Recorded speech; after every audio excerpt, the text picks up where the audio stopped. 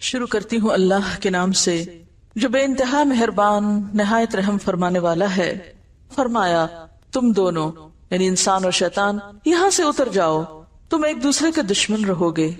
اب اگر میری طرف سے تمہیں کوئی ہدایت پہنچے تو جو کوئی میری اس ہدایت کی پیروی کرے گا وہ نہ بھٹکے گا نہ بدبختی میں مبتلا ہوگا، اور جو میرے ذکر سے منہ موڑے گا اس کے لیے دنیا میں تنگ زندگی ہوگی اور قیامت کے روز ہم اسے اندھا اٹھائیں گے۔ وہ کہے گا پروردگار دنیا میں تو میں آنکھوں والا تھا، یہاں مجھے اندھا کیوں اٹھایا؟ اللہ تعالیٰ فرمائے گا ہاں اسی طرح تو ہماری آیات کو جب کہ وہ تیرے پاس آئی تھی تو نے بھلا دیا تھا، اسی طرح آج تو بھلایا جا رہا ہے۔ اس طرح ہم حد سے گزرنے والے اور اپنے رب کی آیات نہ ماننے والے کو دنیا میں بدلہ دیتے ہیں، اور آخرت کا عذاب زیادہ سخت اور زیادہ دیر پا ہے۔ وَمَنْ أَعْرَضَ عَنْ ذِكْرِي، جس کسی نے بھی اعراض برتا، غفلت برتی، بے پرواہی برتی، بے نیازی اختیار کی میرے ذکر سے، میری یاد سے، تو میں اس کی سزا اس کو دنیا میں ہی دوں گا۔ فَإِنَّ لَهُ مَعِيشَةً ضَنْكَا، دنیا کی زندگی اس کے لیے تنگ ہو جائے گی، سب کچھ ہوتے ہوئے بھی اس کا دل خوش نہیں ہوگا، اس کا دل گھٹن کا شکار ہوگا۔ اور پھر یہ معیشتاً ضنکا صرف دنیا میں نہیں قبر میں بھی ہوگی۔ قبر کے عذاب میں جو اہم ترین چیز ہے وہ کیا ہے؟ قبر کا تنگ ہونا، تنگی، بھچ جانا۔ تو ایک زندگی یہ دنیا کی زندگی ہے، دوسری زندگی وہ قبر کی زندگی، اور پھر اگلی زندگی حشر کی زندگی ہے۔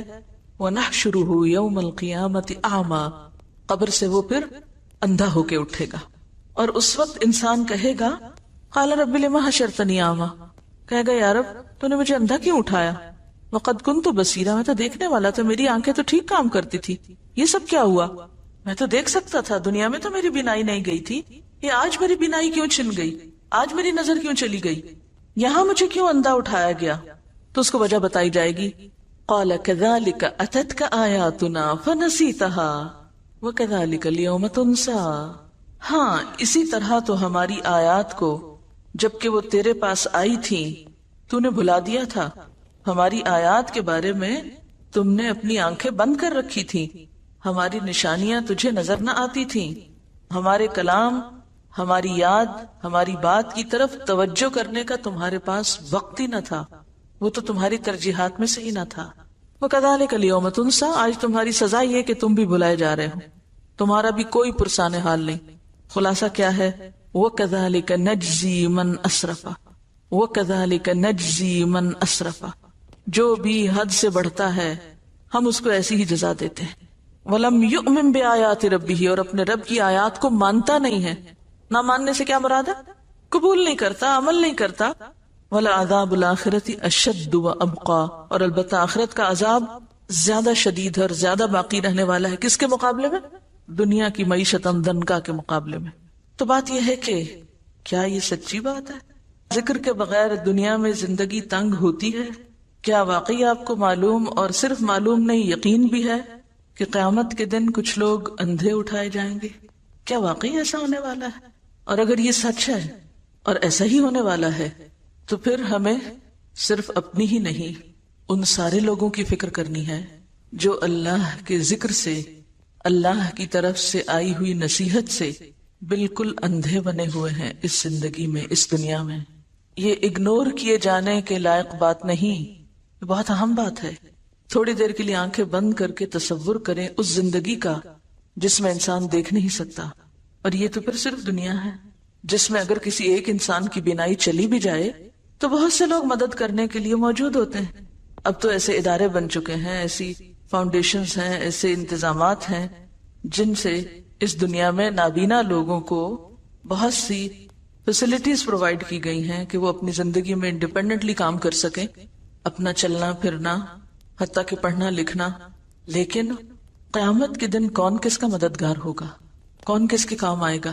اور کیا یہ سچ نہیں کہ من کان فی ہذہ اعمی فہو فی الآخرۃ اعمی واضل سبیلا، جو شخص اس دنیا میں اندھا بن کے رہا، اس نے آنکھیں نہ کھولی، اس نے اس ذکر کو نہیں پڑھا، اس نے اللہ کو یاد نہیں کیا، تو قیامت کے دن بھی وہ اندھا ہی اٹھایا جائے گا، اور بھی زیادہ راستے کے اعتبار سے بھٹکنے والا ہوگا، اس کو راستہ ہی نہیں ملے گا۔ کیا واقعی یہ ایسی آیت ہے کہ جس پر انسان غور کیے بغیر گزر جائے اور جس پر عمل کرنے کی کوئی تدبیر نہ سوچے. لہذا بے حد ضروری معلوم ہوتا ہے کہ ہم ان آیات کی روشنی میں ذکر کے معنی کو بھی سمجھیں اور پھر ذکر کے بارے میں جو ہمارے دین میں ہمیں تعلیمات دی گئی ہیں اس کی روشنی میں اپنے عمل اور اپنے کردار کا بھی جائزہ لیں کہ کہیں ایسا تو نہیں کہ ہم قرآن پڑھتے ہوئے بھی، ہم ذکر کرتے ہوئے بھی اللہ کو یاد ہی نہ کرتے ہوں.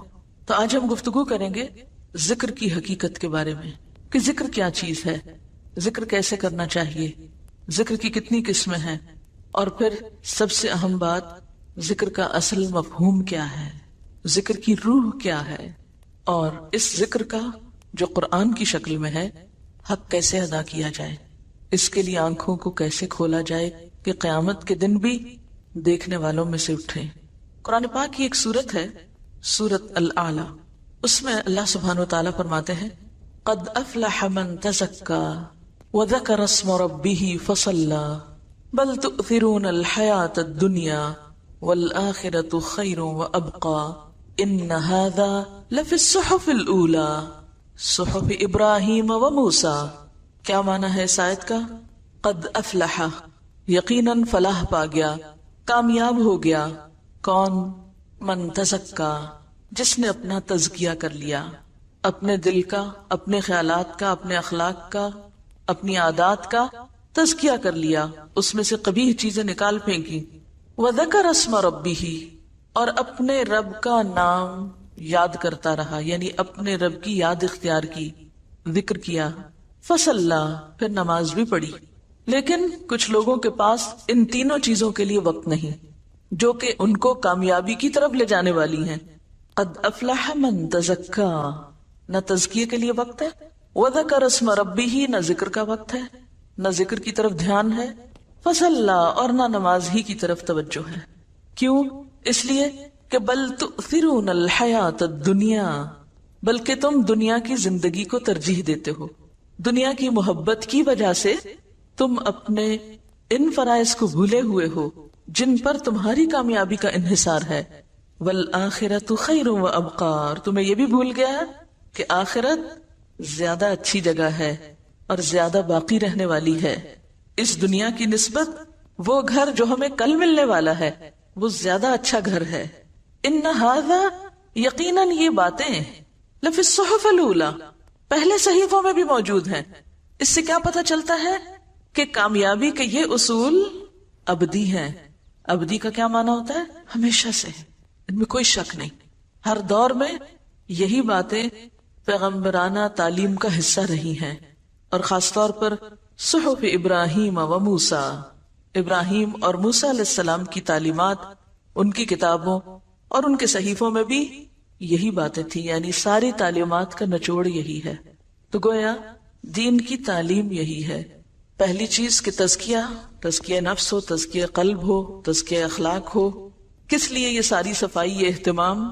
آپ گھروں کی صفائی کیوں کرتے ہیں؟ ڈیکوریشن کیوں کرتے ہیں؟ ہر چیز کو کیوں تیار کرتے ہیں؟ کسی خاص مہمان نے آنا ہوتا ہے. دلوں کا تزکیہ کس لیے؟ کہ یہ دل اللہ کے لیے بنے ہیں. اس میں ہمیں سب سے محبوب ترین چیز کو یہاں مقام دینا ہے. تو یہاں سب سے محبوب ترین ہستی اللہ رب العزت کی ذات، یہ دل تو اس کے لیے. اتنی قیمتی چیز، اتنی قیمتی جگہ، یہ دنیا کی ٹھیکریوں کے لیے تو نہیں ہے، دنیا کی حقیر چیزوں کے لیے تو نہیں ہے کہ ان کو یہاں بسا لیں. اس دل میں تو رب کی یاد ہونی چاہیے. جب تزکیہ ہوتا ہے اور رب دل میں آتا ہے تو پھر ہو نہیں سکتا کہ ہر دم رب کا نام اور رب کی یاد اور رب کا ذکر نہ ہو. کبھی ایک شکل میں، کبھی دوسری شکل میں، کبھی تیسری شکل میں. اس کی شکلیں اور صورتیں مختلف ہو سکتی ہیں. کہیں وہ ذکر نماز کی شکل میں ہوگا، کہیں وہ ذکر دل ہی دل میں ہوگا، کہیں وہ ذکر زبان پر ہوگا، کہیں وہ قرآن کی شکل میں ہوگا. لیکن یہ نہیں ہو سکتا کہ ایسے شخص کی زندگی پھر اپنے رب کی یاد سے خالی ہو جائے. یہ نہیں ہو سکتا. اور جب یہ خصوصیات انسان کے اندر حقیقی معنوں میں آتی ہیں تبھی اس کا دل اس دنیا کی بجائے آخرت کا چاہنے والا ہو جاتا ہے. جبھی پھر اس کی نمازیں بنتی ہیں. فصلی، اور نماز ہے کیا؟ اقم الصلاۃ لذکری، نماز تو ہے ہی اللہ کی یاد کے لیے، اللہ کے ذکر کے لیے. ایسے لوگوں کو پھر خود بخود نماز میں لطف آنے لگتا ہے، وہ نماز کی طرف دوڑتے ہیں. فَسَعُوا إِلَىٰ ذِكْرِ اللَّهِ فَفِرُّوا إِلَى اللَّهِ. پھر وہ سستی کے مارے تاخیر کر کے نماز نہیں پڑھتے جیسے منافقین پڑھتے ہیں.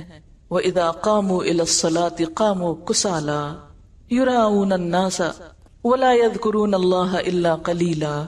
پھر ان کی زندگیوں میں ایک واضح چینج نظر آتا ہے، واضح تبدیلی نظر آتی ہے کہ وہ ہر چیز سے بڑھ کر پھر نماز کی فکر کرنے والے بن جاتے ہیں، کیونکہ نماز ذکر کی اعلیٰ ترین شکل ہے. اقم الصلاۃ لذکری. نماز قائم کرنے کا تو مقصد ہی اللہ کو یاد کرنا ہے. آپ این دنیا کے کاموں میں ڈوبے ہوئے ہوں، سب چھوڑ کر اللہ کے دربار میں پہنچ جاتے ہیں. یہ کس بات کا اظہار ہے؟ اللہ سے محبت کا اظہار ہے.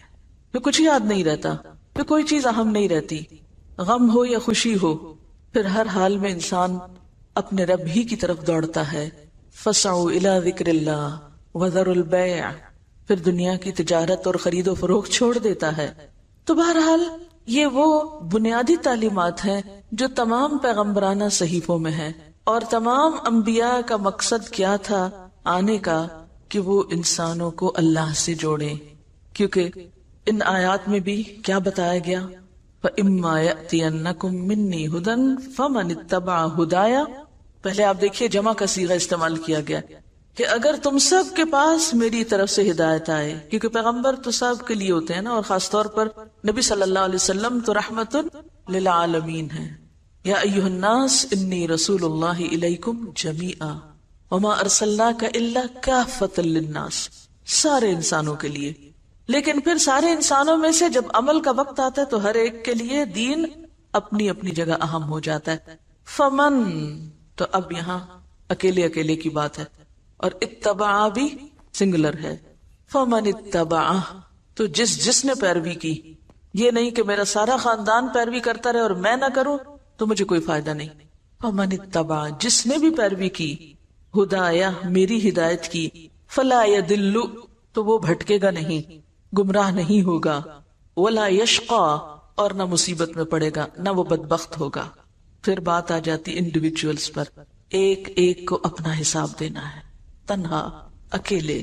اور پھر آگے بھی ومن اعرض عن ذکری، جس کسی نے بھی اعراض برتا، غفلت برتی، بے پرواہی برتی، بے نیازی اختیار کی میرے ذکر سے، میری یاد سے، تو میں اس کی سزا اس کو دنیا میں ہی دوں گا. اس کی سزا کا آغاز دنیا میں ہی کر دوں گا. کیا ہوگا؟ فإن له معیشة ضنکا، دنیا کی زندگی اس کے لیے تنگ ہو جائے گی، وہ گھٹن کا، ڈپریشن کا، پریشانیوں کا شکار ہو جائے گا. سب کچھ ہوتے ہوئے بھی اس کا دل خوش نہیں ہوگا، اس کا دل گھٹن کا شکار ہوگا. اور پھر یہ معیشت ضنکا صرف دنیا میں نہیں، قبر میں بھی ہوگی. قبر کے عذاب میں جو اہم ترین چیز ہے وہ کیا ہے؟ قبر کا تنگ ہونا، تنگی، بھچ جانا. نبی صلی اللہ علیہ وسلم جب عذاب قبر کے بارے میں سکھا اور سمجھا رہے تھے تو آپ نے اپنے دونوں ہاتھوں کو ایک دوسرے میں ڈال کے بتایا کہ قبر پھر اتنی تنگ ہوگی کہ ایک پسلی دوسرے میں یوں گھس جائے گی. تو ایک زندگی یہ دنیا کی زندگی ہے، دوسری زندگی وہ قبر کی زندگی ہے، اور پھر اگلی زندگی حشر کی زندگی ہے. وَنَحْشُرُهُ يَوْمَ الْقِيَامَةِ أَعْمَى، قبر سے وہ پھر اندھا ہو کے اٹھے گا. تو بات یہ ہے کہ اگر ذکر یا اللہ کی یاد ہماری کامیابی کے لیے ضروری ہے، دنیا کے سکون کے لیے بھی، کیونکہ الا بذکر اللہ تطمئن القلوب، سنو اللہ کے ذکر سے دل اطمینان پاتے ہیں. دلوں کے لیے ذکر کے علاوہ کسی اور چیز میں چین نہیں. مثلاً آپ اپنی زبان کے ذائقے کے لیے مزے مزے کے کھانے کھاتے ہیں، تب زبان کو مزہ آتا ہے. اگر آپ زبان پر اچھے کھانے کی بجائے سونے کی ڈلی رکھ دیں، ہیرے کا ٹکڑا رکھ دیں، کیا ہوگا؟ زبان کو مزہ نہیں آئے گا. ناک کا لطف کس میں ہے؟ ہماری قوت شامہ کا لطف کس میں ہے؟ اچھی خوشبو کے سونگنے میں. اگر آپ اس کے سامنے سونے چاندی کا ڈھیر رکھ دیں اور کہیں سونگو اس کو، تو اس کو تو کوئی مزہ نہیں آئے گا اس میں. اسی طرح اگر ہم اپنے دل میں اللہ کی یاد کی بجائے، اللہ کی محبت کی بجائے، اللہ کے ذکر کی بجائے سونے چاندی کی محبت ڈال لیں تو دل چین نہیں پائے گا. یہ دل کچھ اور مانگتا ہے اور ہم اس کو سونے چاندی اور دنیا کی دولت میں خوش کرنے کی کوشش کرتے ہیں. تو دل کا لطف، دل کا سکون اور دل کا چین اللہ کے ذکر میں ہے. الا بذکر اللہ تطمئن القلوب. اسی لیے ہم دیکھتے ہیں کہ تمام انبیاء نے اپنے اپنے لوگوں کو ذکر کی طرف متوجہ کیا، اور آج بھی دعوت دین دینے والوں کی، تعلیم دین کا کام کرنے والوں کی یہ بنیادی ذمہ داری ہے کہ لوگوں کو اس کی طرف متوجہ کریں. تو اس سلسلے میں ہم دیکھتے ہیں حضرت یحییٰ علیہ السلام کا قول. وہ اپنے لوگوں سے کہتے ہیں وَآمُرُكُمْ أَن تَذْكُرُوا اللَّهَ تَعَالَى. لوگوں میں تمہیں حکم دیتا ہوں، یعنی حکم ہے میرا کہ تم کیا کرو؟ اللہ کو یاد کرو. یعنی صرف مشورہ نہیں دیتا بلکہ حکم دیتا ہوں تم کو. اور ذکر کرنے والا دراصل دنیا کے فتنوں، دنیا کے غموں، دنیا کی پریشانیوں سے ایک محفوظ پناہ گاہ میں آ جاتا ہے، ہر طرح کے خطرات سے محفوظ ہو جاتا ہے، اندرونی بھی اور بیرونی بھی. کیونکہ جب تک بندہ اپنے رب کو یاد کرتا ہے، اللہ اپنے اس بندے کی مدد فرماتا ہے. امام ابن القیم کہتے ہیں کہ ذکر کرنے والے کی مثال ایسے ہی ہے جیسے وہ شخص جس کے پیچھے جلدی سے دشمن چڑھ دوڑے. یعنی اس کے پیچھے کوئی دشمن لگا ہوا ہو. ذرا تصور کریں کہ کوئی پیچھے لگا ہوا ہے آپ کے اور پکڑنے لگا آپ کو. کون ہے دشمن؟ کھلا دشمن، سب جانتے ہیں. کیا وہ کبھی کبھی پیچھے لگتا ہے؟ ہر وقت لگا ہوا ہے اور ہمیں پتہ ہی نہیں، اور ہم اس کا نشانہ بنے ہوئے ہیں، لٹ رہے ہیں اس کے ہاتھوں. تو فرمایا کہ وہ شخص جس کے پیچھے دشمن چڑھ دوڑے اور وہ بھاگتے بھاگتے بھاگتے جلدی سے کسی مضبوط قلعے میں داخل ہو کے اپنے آپ کو بچا لے. یعنی جیسے کوئی دشمن پیچھے آتا ہے تو انسان کیا کرتا ہے؟ جلدی سے کسی قلعے میں، کسی عمارت میں بند ہوتا ہے. تو عموماً آپ ذرا سوچیں، خدا نخواستہ کوئی گھر میں چور آ جائے تو آپ کیا کرنے کا سوچتے ہیں؟ کبھی کبھی آپ سوچتے ہیں نا اگر خدا نخواستہ یا چور آ گئے تو میں کیا کروں گی؟ تو آپ کا کیا جواب ہوتا ہے؟ میں جلدی سے غسل خانے میں گھس جاؤں گی اور میں کنڈی لگا لوں گی، یا کمرہ دروازہ بند کر لوں گی، میں اندر نہیں آنے دوں گی. ایسے بیٹھے بیٹھے سوچتے ہیں نا اپنے بچاؤ کے طریقے. تو بالکل اسی طرح ذکر کرنے والا ایسا ہے کہ جو اپنے دشمن سے بچاؤ کے لیے قلعے میں چلا جائے اور اس کا دروازہ بند کر دے اور دشمن باہر ہی ناکام و نامراد لوٹ جائے.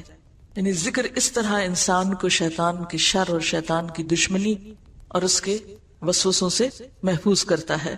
اور ذکر ہی ایسی چیز ہے کہ جو دشمن سے بچاؤ کے لیے ایک ہتھیار ہو سکتا ہے. یہی ایک ذریعہ ہے، یہی ایک قلعہ ہے. لہذا کبھی بھی انسان اس سے غافل نہ ہونے پائے. ابن عباس کہتے ہیں شیطان ابن آدم کے دل پر چھاتی تان کے بیٹھا رہتا ہے، بالکل الرٹ. چھاتی تان کے بیٹھنے کا مطلب کیا ہے؟ بالکل الرٹ. امیجن کریں کہ آپ کا دشمن آپ کے دل پر کیسے بیٹھا ہے؟ جیسے کوئی حاضر باش فوجی ہو. بس جب وہ بھول یا غفلت کا شکار ہوتا ہے یعنی دل، تو فوراً حملہ آور ہوتا ہے، وسوسے ڈالتا ہے. اور پھر انسان جب ذکر کرنے لگتا ہے تو وسوسے رخصت ہونے لگتے ہیں. رسول اللہ صلی اللہ علیہ وسلم نے فرمایا ذکر الہی سے زیادہ انسان کے لیے کوئی چیز عذاب الہی سے نجات دینے والی نہیں. اب یہاں میں ذکر عام معنوں میں لے رہی ہوں جس میں سب طرح کے ذکر شامل ہو جاتے ہیں، ٹھیک ہے؟ یہ ذہن میں رہے. یہاں ذکر کی کوئی ایک خاص مخصوص شکل نہیں مراد، بلکہ اس سے مراد کیا ہے؟ اللہ کی یاد. کیونکہ آخر میں بتاؤں گی آپ کو کہ اللہ کی یاد کا مطلب کیا ہے. اللہ کے عذاب سے بچانے کے لیے سب سے مؤثر نسخہ کیا ہے؟ اللہ کا ذکر، اللہ کی یاد. رسول اللہ صلی اللہ علیہ وسلم نے فرمایا میں تمہیں تمام اعمال سے بہتر، خدا کے نزدیک زیادہ پسندیدہ، تمہارے درجوں کی بلندی کا ذریعہ، سونا چاندی خرچ کرنے سے بہتر اور دشمنوں سے لڑ کر مرنے اور مارنے سے بھی بہتر چیز نہ بتاؤں؟ صحابہ نے کہا جی ہاں اے اللہ کے رسول صلی اللہ علیہ وسلم، آپ ضرور بتائیے. آپ نے فرمایا اللہ کا ذکر کرنا. گویا ذکر تمام عبادات میں افضل ترین عبادت ہے. رسول اللہ صلی اللہ علیہ وسلم نے حضرت معاذ بن جبل سے فرمایا کیا میں تم کو بتاؤں کہ تمہارے اعمال میں سب سے زیادہ اچھا عمل کیا ہے، اور تمہارے مالک کے یہاں سب سے زیادہ پاکیزہ کیا چیز ہے، اور تمہارے رتبے کو سب سے زیادہ بڑھانے والا کیا عمل ہے؟ تمہارے لیے سونا چاندی دینے سے بھی زیادہ بہتر چیز کیا ہے، اور اس سے بھی بہتر کہ تم کل اپنے دشمن سے ملو، تم ان کی گردنیں مارو وہ تمہاری ماریں. تو صحابہ نے عرض کیا ہاں اے اللہ کے رسول صلی اللہ علیہ وسلم. آپ نے فرمایا ذکر اللہ تعالی، اللہ کو یاد کرتے رہنا. اسی طرح ایک اور روایت میں آتا ہے کہ ایک آدمی نے رسول اللہ صلی اللہ علیہ وسلم سے پوچھا، کیا اللہ کے رسول صلی اللہ علیہ وسلم مجاہدوں میں سب سے زیادہ اجر کس مجاہد کا ہے؟ آپ نے فرمایا اس شخص کا جو سب سے زیادہ اللہ کا ذکر کرتا ہے، یعنی جہاد کے ساتھ ساتھ اللہ کو یاد کرتا ہے۔ پھر آدمی نے پوچھا کہ روزہ داروں میں سب سے زیادہ اجر کس کا ہے، یعنی کس روزہ دار کا اجر باقی روزہ داروں سے زیادہ ہے؟ فرمایا اس شخص کا جو سب سے زیادہ اللہ کا ذکر کرنے والا ہے، یعنی روزہ رکھ کر ادھر ادھر کی لایانی باتیں کرنے کی بجائے زیادہ سے زیادہ اللہ کو یاد کرتا رہتا ہے۔ اسی طرح اس آدمی نے نماز اور زکوٰۃ اور حج اور صدقے کے بارے میں بھی سوال کیا، اور ہر بار آپ یہی جواب دیتے رہے کہ وہ شخص جو سب سے زیادہ اللہ کا ذکر کرتا ہے۔ یہ سن کر حضرت ابو بکر نے حضرت عمر رضی اللہ تعالیٰ عنہ سے کہا، ذکر کرنے والے نیکی میں سب سے آگے بڑھ گئے، ذکر کرنے والے نیکی میں سب سے آگے نکل گئے۔ رسول اللہ صلی اللہ علیہ وسلم نے فرمایا، ہاں ایسا ہی ہے، واقعی بڑھ گئے۔ اس کی کیا وجہ ہے کہ وہ کیوں سب سے آگے بڑھ گئے؟ اس لیے کہ تمام عبادات کا اگر خلاصہ یا مقصد یا روح اگر کوئی چیز ہے تو کیا ہے؟ اللہ کو یاد کرنا، اور یہ ہر عبادت کے اندر ہو سکتا ہے اور ہونا چاہیے۔ یعنی جس عبادت میں اللہ کا ذکر نہیں، اللہ کی یاد نہیں، پھر وہ عبادت بے روح عبادت ہے، بے معنی ہے، وہ تو پھر عبادت کا مقصد ہی پورا نہیں ہوا۔